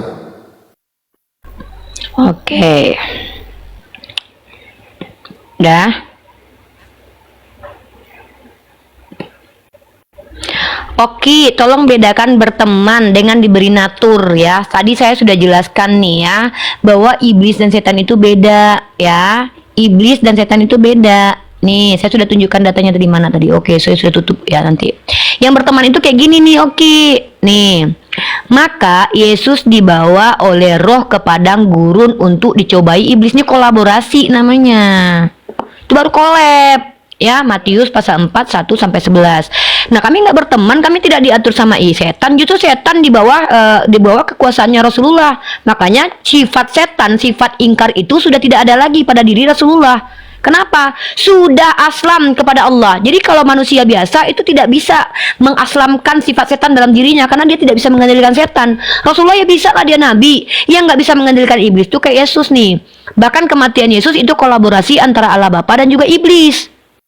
Ini baru berteman akrab, bahkan kong kali kong, bahkan merencanakan perencanaan kematian Yesus dengan adanya karya iblis. Itu berteman. Kalau berteman itu tuh ada tuh, ikut aja dibawa kan. Maka Yesus dibawa oleh roh ke padang gurun untuk dicoba iblis. Itu boleh berteman itu. Berteman itu kan kalau ayo ikut, yuk aku ikut. Nah ikut. Nah kalau Nabi Muhammad menaklukkan setan bukan berteman namanya. Itu menaklukkan. Ini kan temenan ini. Bahkan kolaborasi antara Allah Bapa dengan iblis menurut Edis dan Oki pun sepakat untuk menyalibkan si Yesus ini. Ini baru namanya ajaran yang gak masuk akal. Nah, tadi Oki bertanya tentang apa tadi itu ya. Saya tidak ada mendengarkan dalam tertulis di situ bahwa kami berteman dengan jin. Dikatakan saudara, saya sudah bilang, jin itu makhluk Allah, entitas lain yang memiliki sifat setan. Dan mana dalilnya? Quran surah An-Nas ayat ke-6. Minal jinnati wan nas. Ya, dari kalangan mana? Jin dan juga kalangan manusia. Masa Oki nggak ngerti penjelasan saya? Setan itu sifat. Rasulullah sudah taklukkan sifat setan dalam dirinya. Beraslam sudah sifat itu. Setan itu bukan makhluk roh pneuma yang masuk ke dalam diri orang yang seperti ini nih. Yang ini baru Tuhan nih yang sengaja nih. Nah, ini ya. Kalau ini baru sengaja Tuhan memasukkan ke dalam tubuh manusia roh setan. Nih, dalam mulut Nabi lagi nih. 2 Tawarik 18 ayat 22. Karena itu sesungguhnya Tuhan telah menaruh roh dusta. Nih Tuhan yang memasukkan, oke. Tuhan telah menaruh roh dusta. Nah, karena kan dalam perspektif Oki kan Tuhan itu Tuhan sama setan kan nggak beda jauh, sama-sama roh. Tuhan telah menaruh roh dusta ke dalam mulut nabi-nabimu. Makanya nabi-nabi Kristen banyak pendusta, banyak pejina, karena Tuhan sendiri udah memasukkan roh dusta dalam mulutnya. Ya, betul. Makanya kalian itu tersesat gitu loh, oke? Karena Tuhan nih, Tuhan telah menaruh roh dusta ke dalam mulut nabi-nabimu. Nah, Oki, sekali lagi Uni tanya, kalau Oki mengatakan Tuhan adil dengan menghukum anaknya Daud, makanya Uni tanya, kalau Oki yang berzina, anak Oki dihukum metong, itu adil dalam agama Oki? Memang begitu konsistensi Tuhan. Padahal Imamat pasal 10, 20 ayat 10 ini, nih, Oki bilang, Daud kan udah bertobat. Loh, kalau memang Daud udah bertobat dan bisa diterima tobatnya, ngapain lagi Yesus mati, Oki? Buat menanggung dosa-dosa orang? Ternyata boleh bertobat. Dengan menumbalkan anak kecil aja Tuhan telah menerima Daud. Gimana ini? Katanya justru nggak ada yang bisa menebus dosa kecuali Yesus. Lah kalau gitu, kalau Daud udah diterima tobatnya, berarti anaknya menebus dosa Daud dong. Gimana sih, Oki? Tolonglah Oki jelaskan itu dulu. Menurut akal dan hati nurani Oki, ketika Tuhan dalam Imamat pasal 20 nomor 10, seorang laki-laki berzina itu harus dimetongkan. Lalu ketika Oki bilang, ya nggak mungkin lah Tuhan menghabisi Daud, nanti nggak terpenuhi janjinya. Ya udah, kan betul kata Uni. Kalau gitu Tuhan Oki memang nepotisme. Karena itu nenek moyang dia, makanya Tuhan nggak mau bun-bun dia. Karena nanti kalau dia dibun-bun si Daudnya, Tuhan nggak lahir dari situ. Nah, ingat ya, yang berteman itu yang punya kolaborasi tuh, partner kerja tuh. Ya, Tuhan punya rencana menghabisi Yesus. Iblis juga punya rencana yang sama, collab mereka. Kayak Oki nih, Oki punya ide bikin sarang walet, Uni juga. Ayo Oki collab yuk. Ya udah, Uni donatur aja, Uni kasih uang, Oki yang kerja. Kan gitu, berteman, partner. Tuhan ingin menghabisi Yesus untuk menyelamatkan Oki yang berdosa, iblis yang membantu, dan Yudas sama orang Yunani eksekutornya. Ini namanya komplotan besar Oki. Rencana kematian Yesus yang juga rencana iblis diridhoi sama Tuhan, karena Tuhan juga punya rencana yang sama. Ini baru collaboration namanya tuh, kayak kong kali kong lah kata-katanya tuh. Ya memang ada. Nih, bahkan ini kan udah 2 Tawarik nih. Roh dusta dalam mulut para nabi. Ini Tuhan, aku Tuhan. Nah, Oki bilang Tuhannya nggak nyesatin. Nih, Tuhan telah menaruh roh dusta. Gitu. Makasih. Siap, Oki jelaskan ayat itu. Oke, kalau kita mau baca di dalam 2 Tawarik 18 ayat yang ke-22. Oke, kenapa di sini Tuhan menaruh roh dusta? Karena itu sesungguhnya Tuhan telah menaruh roh dusta ke dalam mulut nabi-nabimu. Ini sebab Tuhan telah menetapkan untuk menimpakan malapetaka kepadamu. Kalau kita lihat tuh nih, di sini ditimpakan kepada siapa? Ahab memerangi Ramot Gilead, nabi Tuhan berhadapan dengan nabi-nabi palsu. Nah, kenapa Tuhan mengizinkan roh dusta ini? Alasannya ada, untuk melaksanakan hukumannya atas Ahab. Kenapa? Ahab adalah raja yang jahat yang telah melakukan kejahatan yang banyak di mata Tuhan. Makanya dibaca, kenapa Tuhan mengizinkan untuk menaruh roh dusta. Untuk apa? Untuk menghukum Ahab. Karena Ahab ini adalah raja yang jahat ini. Banyak kejahatan yang dia lakukan. Makanya kita harus pahami konteksnya. Ketika kita ingin mengutip 2 Tawarik 18 ayat yang ke-22, pahami konteksnya. Di sini sedang berbicara kepada siapa? Makanya saya bilang tadi, di sini Tuhan itu mengizinkan menaruh roh dusta itu nih untuk apa? Untuk menghukum Ahab. Karena kejahatan yang Ahab lakukan. Ahab ini adalah seorang raja yang jahat. Itu nih ya. Oke. Nah, saya senang tadi ya teman-teman ya, ketika Uni bilang berkolaborasi di dalam Matius. Oke, kita bukakan dulu ya, masih ada waktu 3 menit. Teman-teman kita jawab dulu. Tuhan berkolaborasi di dalam Matius 4 ya, Matius 4 itu ya. Matius 4 ayat yang ke-11. Oke. Lalu iblis meninggalkan dia. Ini kan iblis kalah nih ini. Makanya dia meninggalkan dia. Dan lihatlah, malaikat-malaikat datang melayani Yesus. Kalau kita lihat di sini Uni, tidak ada di sini diksi mereka ini berkolaborasi. Tidak ada. Percobaan di padang gurun, maka Yesus dibawa oleh Roh ke padang gurun untuk dicoba iblis. Karena apa Uni? Tuhan Yesus ini datang untuk menjadi Adam yang terakhir, makanya dia dicobai Uni. Karena apa? Adam yang pertama itu kan kalah dengan pencobaan. Ketika Tuhan Yesus yang menjadi Adam yang terakhir ini, Tuhan Yesus tidak kalah dalam pencobaan itu, dan di sini tidak ada kolaborasi Uni. Makanya kalau kita lihat di ayat yang ke-11-nya, lalu iblis meninggalkan dia, dan lihatlah malaikat-malaikat datang melayani Yesus. Nah, kalau kita lihat Uni, yang berkolaborasi ini yang seperti apa sih? Itu ya, karena Uni tadi bilang-bilang ngomong yang itu kan berkolaborasi. Oke, sekarang saya akan tunjukkan sama Uni Riva ya. Sekarang saya akan bukakan datanya. Kita mulai dari Al-Hijr ayat yang ke-6. Mereka berkata, wahai orang-orang yang kepadanya diturunkan Al-Quran, sesungguhnya engkau dalam kurung Nabi Muhammad benar-benar orang ini ya. Nah, kalau kita lihat Uni, siapa yang memasukkan olok-olok ini sehingga orang mengolok-olok Nabi Muhammad Uni? Kalau kita lihat di ayat yang ke-11-nya Uni, kita lihat ya, kita buka ayat yang ke-11-nya. Kita buka ayat yang ke-11-nya.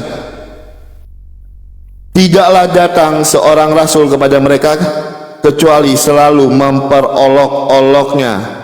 Ayat yang ke-12 ini, demikianlah kami memasukkan olok-olok itu ke dalam hati orang-orang yang berdosa sehingga dia mengolok-olok Nabi Muhammad ini. Nah, ini gimana Uni? Ternyata yang mengolok-olok Nabi Muhammad ini dimasukkannya oleh siapa?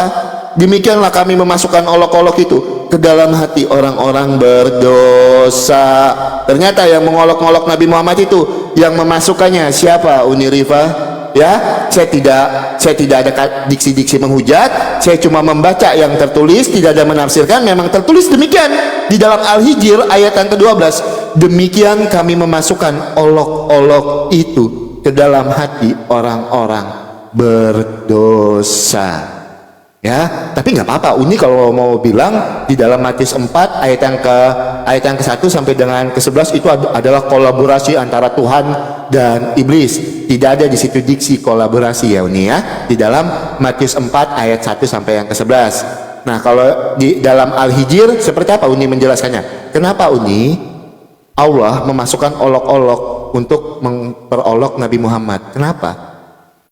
Ya, nanti Uni bisa jelaskan. Itu yang pertama aja. Ya, yang kedua, Uni belum menanggapi Uni di dalam hadis Bukhari 6411. Siapa yang mengganti agamanya maka bunuhlah. Ayo kita gunakan hati nurani kita gunakan akal kita seperti yang Uni bawakan di opening statement Uni tadi. Ajaran yang benar, kita menggunakan hati nurani dan akal kita. Kenapa orang yang mengganti agamanya di situ dibunuh tertulisnya Uni? Silakan nanti Uni jawab menggunakan data dan dalil. Oke. Oke, ini tunggu, jangan ini dulu. Ini udah ini ya? Oh, oke, belum. Ini mau ini dulu nanya Ya, dulu. jadi Kita berapa sesi lagi? sebentar, Berapa sesi lagi nih? Ini udah Aku bentar. tadi Ini sudah setengah 11. Sudah 1 jam setengah ini, Uni. 32. Ya. Karena dibilang tadi Berarti- kita maksimalkan. Oh ya, 1 jam setengah. Ini terakhir, Berarti nanti kita closing statement. Uni sekarang ambil waktu Uni 10 menit. 5 menit Uni menanggapi saya yang tadi, 5 menit Uni closing statement. Habis itu saya cuma ambil 5 menit untuk closing statement. Ya. Jadi Oke. 2 kali, jadi adil dia jatuhnya Uni ya. Oke, bentar. Silakan. Berarti Uni 10 menit ya. Bentar, terakhir pertanyaan Oki apa tadi biar Uni komplit menjawab semuanya. Jangan terima dulu bentar. Apa tadi pertanyaannya? Hadis apa tadi? Bukhari 6411 nih, di situ Bukhari. kan ada tertulis Bukhari di bawah itu ya. 64. Kan itu kepada orang-orang zindik itu nih. Ya. Nah, Kepada orang-orang Bukhari zindik di situ ya. Ya. Gitu. Oke deh ya. Oke, dia langsung menjawab ya. Hadis ini kan sudah menjelaskan sebenarnya. Telah menceritakan kepada kami Abu Nu'man Muhammad bin Fadl, telah menceritakan kepada kami Hamad bin Zaid dari Ayub dari Ikrimah mengatakan, orang zindik harus diringkus dan dihadapkan kepada Ali dan akan dibakar. Karena ini zindik. Zindik ini adalah orang yang menyebarkan agama yang tidak ada arahannya, Oki. Dan mereka mengganti agamanya dan bahkan mengajak orang lain sesat. Artinya orang yang telah menyerang akidah memang betul boleh dibunuh. Makanya ada istilah kafir harbi dan kafir bukan yang harbi. Kayak kafir-kafir yang menyerang akidah Islam memang boleh, tapi bukan kami, tetapi orang yang punya kapasitas seperti Ali radhiyallahu anhu. Ya, ini kan ayat hadis ini sudah menjawab langsung ini. Orang-orang zindik ini memang orang berbahaya. Nah, sama seperti Yesus mengatakan bahwa ikatlah batu kilang di leher para penyesat itu. Kan begitu, bahkan lebih parah lagi kalau Yesus mau disuruh siksa. Nah, oke. Uni menanggapi lagi nih ya. Penekanan Uni itu mempertanyakan tentang karya ilmiah tadi nih. Ini dasar Uni tadi ngomong nih. Ya, ini dasar Uni ngomong. Kalau kita bicara kebenaran, karena tema kita adalah ajaran yang benar, kita tidak boleh lepas dari akal dan hati nurani. Ya, kalau menghukum orang salah itu masuk akal. Bahkan ada hukum di negara kita menghukum orang yang salah, melepaskan orang benar. Bukan malah sebaliknya, menghukum orang benar untuk menyelamatkan orang salah. Itu tidak adil. Coba ditanya kemana dimensi manapun ada nggak keadilan seperti itu. Contoh, bapaknya yang berbuat zina, anaknya dihukum, itu tidak adil. Nggak ada di pengadilan manapun. Tidak sesuai dengan naluriah dan akal dan common sense. Common sense nggak ada seperti itu. Makanya bertentangan dengan akal. Ini kan bawa jurnal nih, bahwa kita sepakat secara kaidah ilmiah yang namanya kebenaran itu ada yang namanya kejujuran.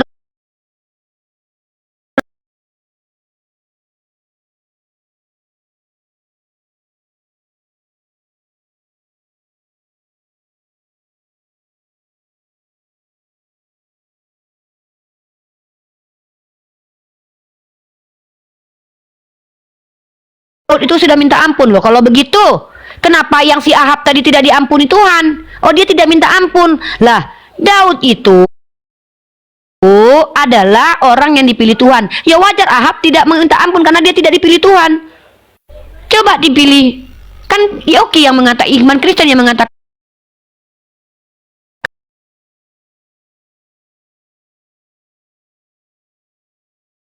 ada anak kecil lahir dari hasil perjinahan bapak mamanya, tapi dia ditulahi sakit-sakitan selama seminggu.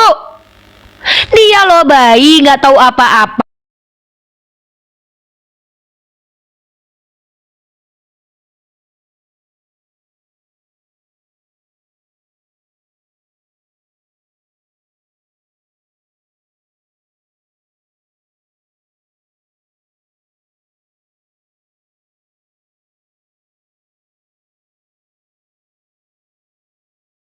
Nurani. Kalau dari tadi Oki bilang mana ada ajaran hati nurani ini Uni. Di ajaran Uni ini kayak gini nih, orang yang ingkar kepada orang yang mengganti agamanya dibun-bun. Lah, kan orang zindik. Orang zindik yang mengganti agamanya karena mereka akan menyesatkan banyak orang. Bahkan kan itu juga di dalam perjanjian lama, tumpaslah tanganmu sendiri, bunuhlah. Bahkan menyesat ini lebih baik diletakkan batu kilang dan ditenggelamkan. Kan sama itu. Di mana salahnya kami? Kecuali anak yang tidak bersalah. Dia bukan penyesat, baru lahir brojol ke dunia, belum menikmati enak-enak dunia, udah ditulahi selama seminggu. Ini baru sesat.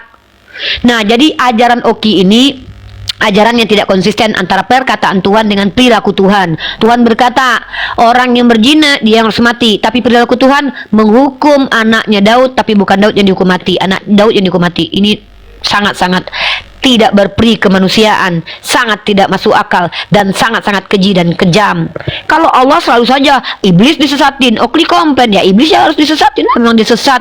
Orang-orang mengolok Nabi Muhammad, olok-olok dimasukkan, ya emang dia pengolok-olok.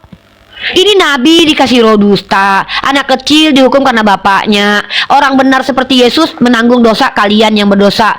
Berpihak banget ajaran Oki ini kepada orang-orang jahat. Oki, keluarga disuruh benci. Kasihilah sesamamu seperti mengasihi diri sendiri. Lah, cara mengasihi diri sendiri kan pikul salib. 1 Petrus pasal 2 18-19 adalah kasih karunia kalau kalian semakin tersiksa hidupnya.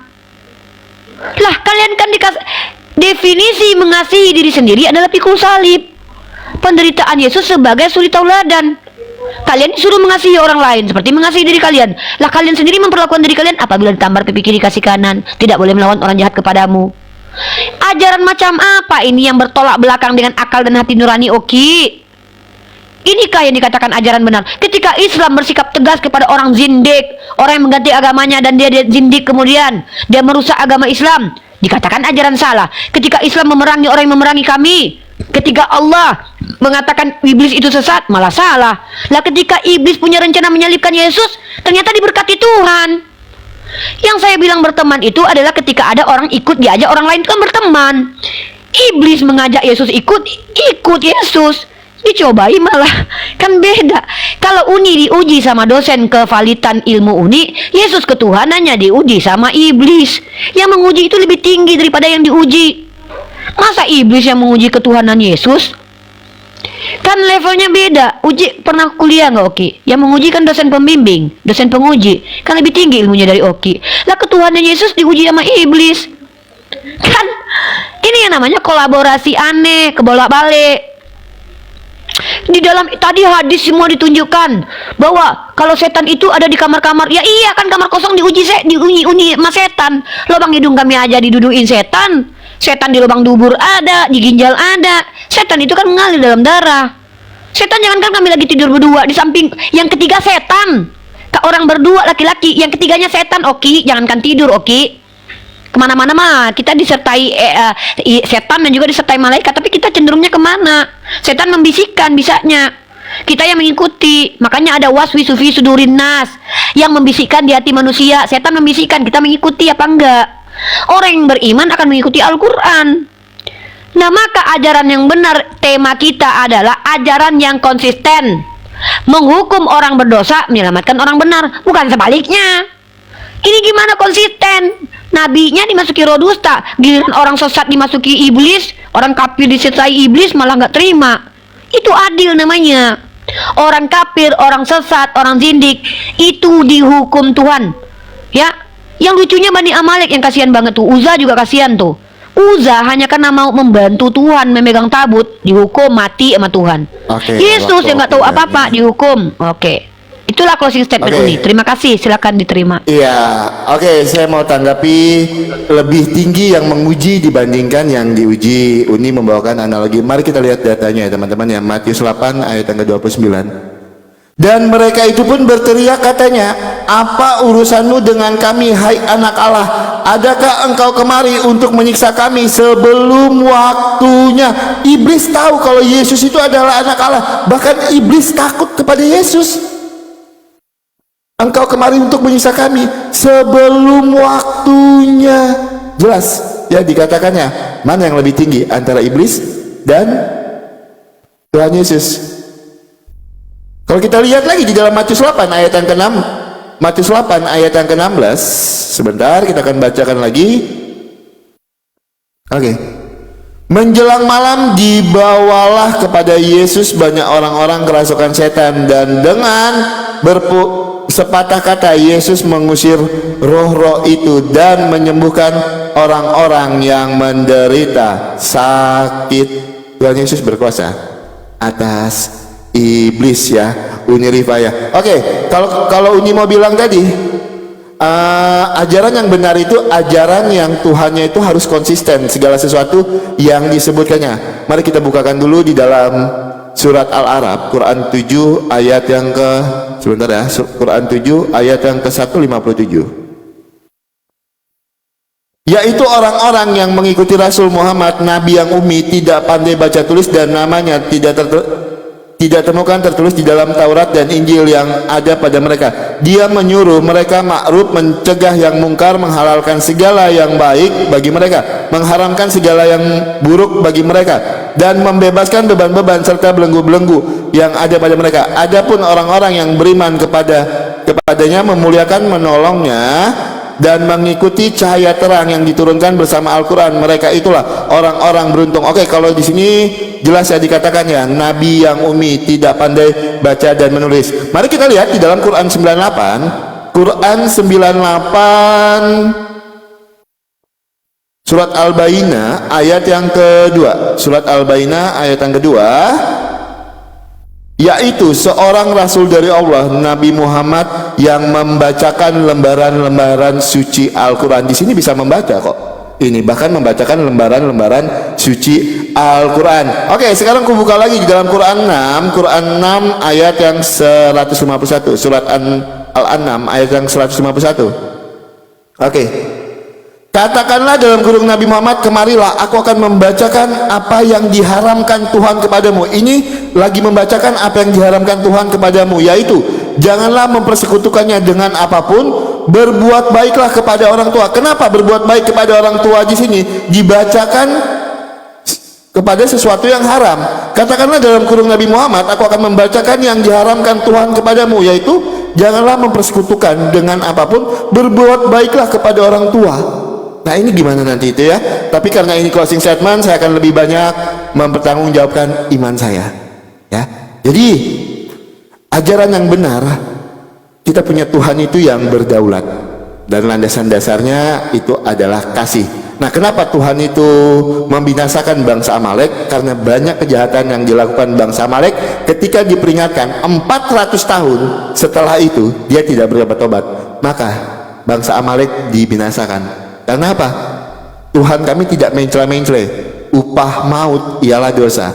Nah ketika Tuhan memperingatkan bangsa Niniwe dengan kesalahannya, 40 hari bangsa Niniwe langsung bertobat, maka Tuhan tidak membinasakannya.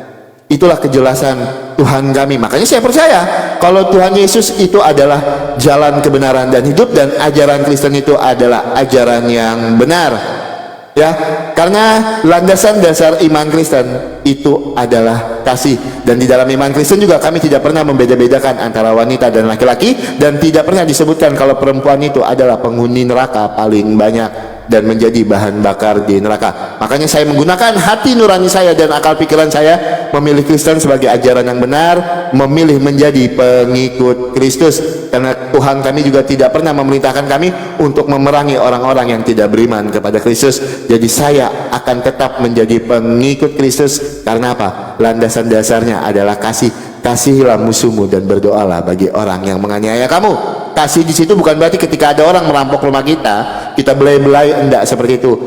Hukum tetap berlanjut, tapi kita maafkan apa yang menjadi kelakuannya ya. Oke, Uni Rifa, terima kasih untuk diskusi yang menarik. Uni Rifa, sampai jumpa di diskusi selanjutnya. Keren.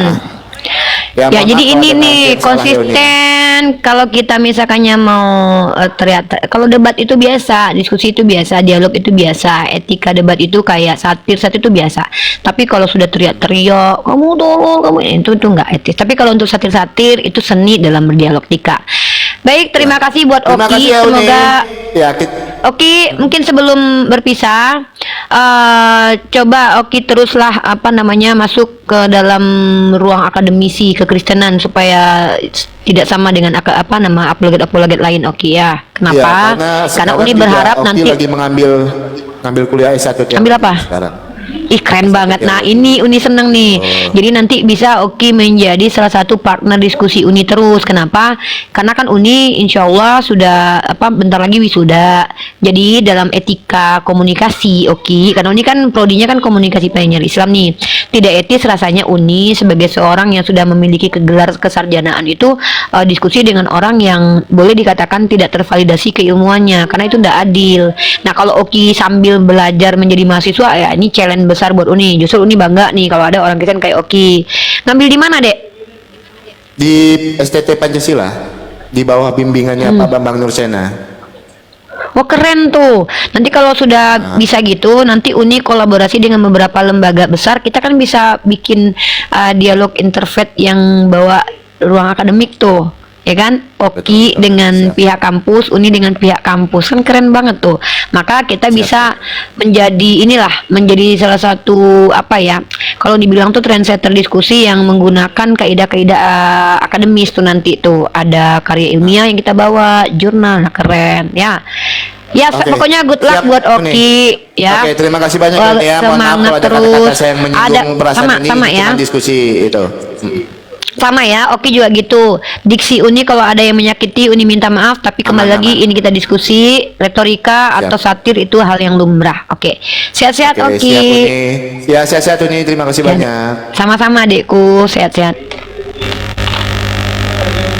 Ya, ini baru tidak mengecewakan ya. Tadi kalau kemarin itu si RK psikopat, dia ngemis-ngemis minta diskusi, tapi malah mempertontonkan kebrutalannya, teriak-teriak, kamu tidak berilmu. Lah, lu yang ngajak gua diskusi, lu yang nyerang pribadi gua. Nah, tapi kalau si Oki, dia secara sikap gentleman-nya oke lah, oke gentle ya. Artinya dia udah janji nggak teriak-teriak, ini keren. Tapi kalau ketidakpahamannya kepada Al-Quran, kita nggak perlu ini guys, nggak perlu kayak dijadikan masalah besar gitu. Kenapa? Kan dia Kristen gitu loh ya.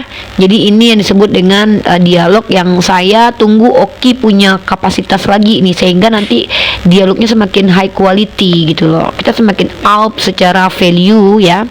Nggak apa-apa kalau saya diomongin, nggak masalah gitu. Yang penting yang penting kita mencontohkan kalau ada konteks-konteks diskusi itu yang memang tuh harus akademis. Kalau dalam ranah satir, argumen, konsekuensi logik itu rasio, it's okay. Kalau ketidakpahaman itu nggak masalah, karena kami terbatas waktu. Nah nanti suatu saat kalau Oki itu sih di bawah Pak Bambang Nursena, otomatis. Nah kita adakan seminar tuh bersama. Jadi betul-betul pakai karya ilmiah yang tervalidasi tuh. Saya kan bilang nih, saya kalau diskusi itu sekarang minimal 1 jurnal saya bawa. Kenapa? Kalau teman-teman kita Kristen tidak diarahkan kepada ilmu pengetahuan, kita hanya akan mendengarkan asumsi liar.